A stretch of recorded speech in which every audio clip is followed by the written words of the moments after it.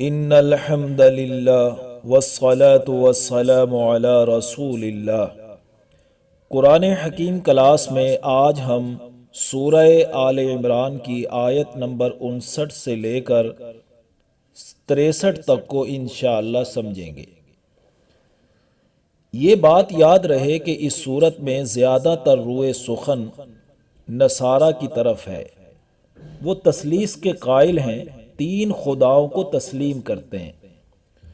سورت کے آغاز سے ہی ان کے اس نظریے کی تردید کی جا رہی ہے کہ جو واقعات نصارہ کو مغالطے میں ڈال رہے ہیں، جن کی وجہ سے وہ حضرت عیسیٰ علیہ السلام اور حضرت مریم علیہ السلام کو معبود سمجھ بیٹھے ہیں، وہ واقعات ان کے معبود ہونے پر دلیل نہیں ہیں، بلکہ وہ واقعات تو اللہ وحدہ لا شریک کی قدرت کے مظاہرے ہیں۔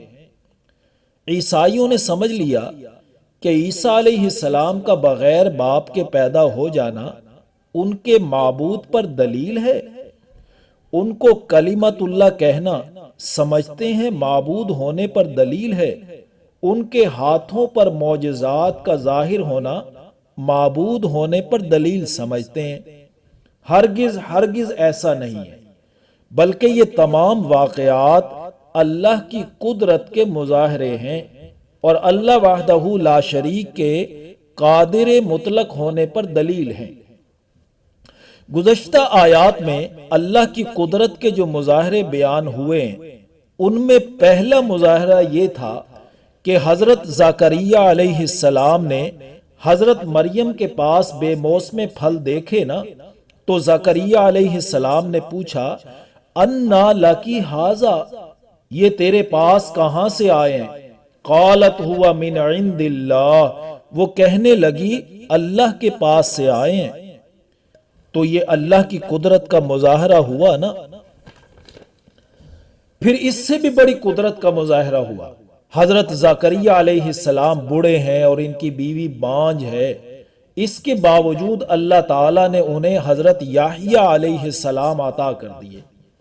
پھر اللہ نے اس سے بھی بڑی قدرت کا مظاہرہ کیا کہ حضرت عیسیٰ علیہ السلام کو بغیر باپ کے حضرت مریم کے رحم میں نقش و نگاری کر کے پیدا کر دیا۔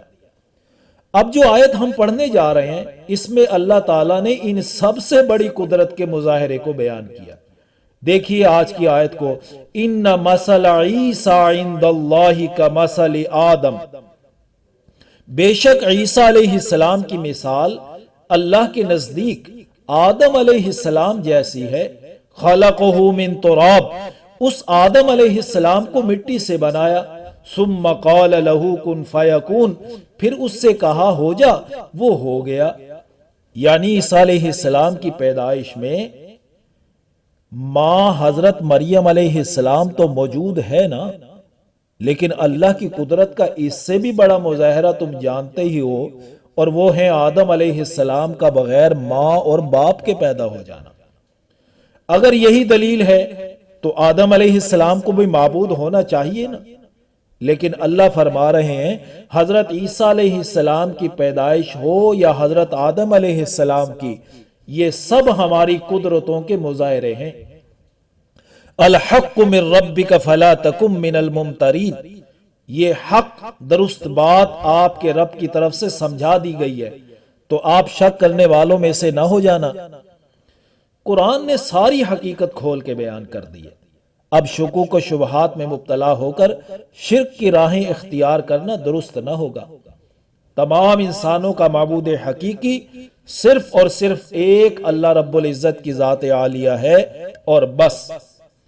فمن حاجک فیہ من بعد ما جاءک من العلم، پھر بھی اگر کوئی آپ سے جھگڑا کرے، حجت بازی کرے اس بارے میں، اس کے بعد کہ آپ کے پاس علمی دلائل آ چکے ہیں، یعنی اتنے علمی دلائل سننے کے باوجود بھی اگر کوئی بحث و مباحثہ کا بازار گرم رکھنا چاہتا ہے تو اسے پھر آپ مباہلے کا چیلنج دیجئے۔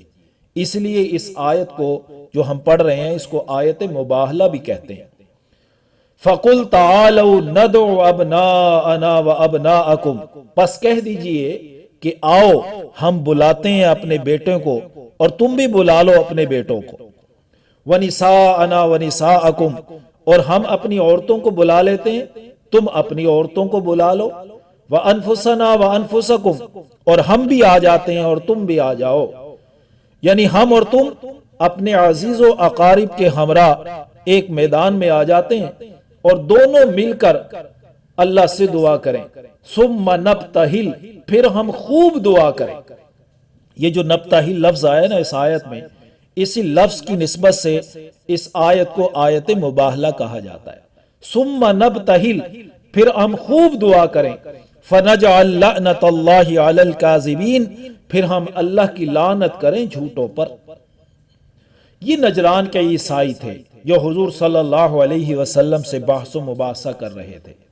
نجران کے عیسائیوں کی طرف حضور صلی اللہ علیہ وسلم نے پیغام بھیجا تھا کہ اسلام قبول کر لو، اگر اسلام قبول نہیں کرتے تو مذہب عیسائیت پر ہی قائم رہنا چاہتے ہو تو اسلامی سلطنت کے تابع ہو کر جزیہ ادا کرتے رہو،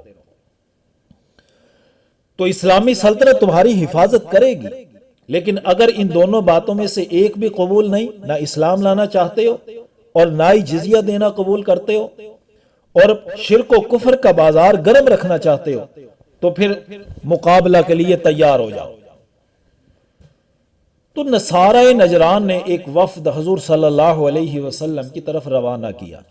انہوں نے حضور صلی اللہ علیہ وسلم پر اس بات پر خوب بحث و مباحثہ کیا کہ حضرت عیسیٰ علیہ السلام خدا کے بیٹے ہیں، لہٰذا یہ بھی معبود ہیں۔ اس عقیدہ کی تردید میں اللہ تعالیٰ نے خوب دلائل نازل فرمائے جو آپ پیچھے سارے سن چکے ہیں، لیکن دلائل سے لاجواب ہونے کے باوجود بھی نصارہ نجران حضرت عیسیٰ علیہ السلام کو اللہ کا بیٹا کہنے سے باز نہ آئے۔ تب اللہ تعالیٰ نے یہ آیت مباہلہ نازل فرمائی کہ میرا نبی صلی اللہ علیہ وسلم دلائل سے حق بات واضح ہو چکی ہے اور مخالف حقیقت کو پوری طرح سمجھ چکا ہے، اب صرف ضد و عناد یا حسد کی بنیاد پر انکار ہو رہا ہے، تو ان کو مباہلے کا چیلنج دیجیے۔ تو حضور صلی اللہ علیہ وسلم نے عیسائیوں کو نصارہ نجران کو مباہلے کی دعوت دے دی۔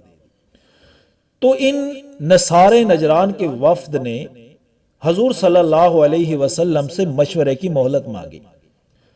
تو ان میں سے جو اہل علم تھے انہوں نے کہا کہ یہ نبی برحق ہے، اگر ہم مباہلہ کے لیے آئے تو ہم سے جو ہم یہاں آئے ہوئے ہیں تو ہم میں سے ایک بھی نہ بچے گا، لہٰذا انہوں نے اس بات پر صلح کر لی کہ ہم اسلام تو قبول نہیں کریں گے، اپنے مذہب پر ہی قائم رہیں گے، ہاں البتہ سالانہ جزیہ ادا کریں گے، سالانہ 2000 جوڑے کپڑوں کے ادا کرتے رہیں گے، 1000 جوڑے ماہ سفر میں اور 1000 ماہ رجب میں۔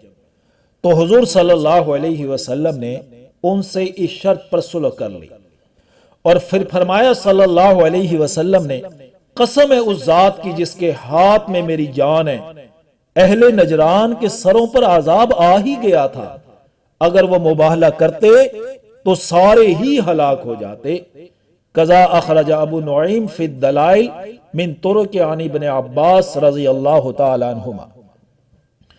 پھر آگے اللہ تعالیٰ نے فرمایا ان ھذا لہو القصص الحق، یقیناً یہی قصہ حق ہے، یعنی جو واقعات حضرت مریم اور حضرت عیسیٰ علیہ السلام کے ہم نے سنائے ہیں یہی درست ہیں، جس کا نتیجہ یہ نکلتا ہے کہ وما من الہ الا اللہ، اور اللہ کے سوا کوئی بھی معبود نہیں، کیونکہ وَإِنَّ اللَّهَ لَهُوَ الْعَزِيزُ الْحَكِيمُ، اور بے شک اللہ ہے زبردست ہے، حکمت والا ہے۔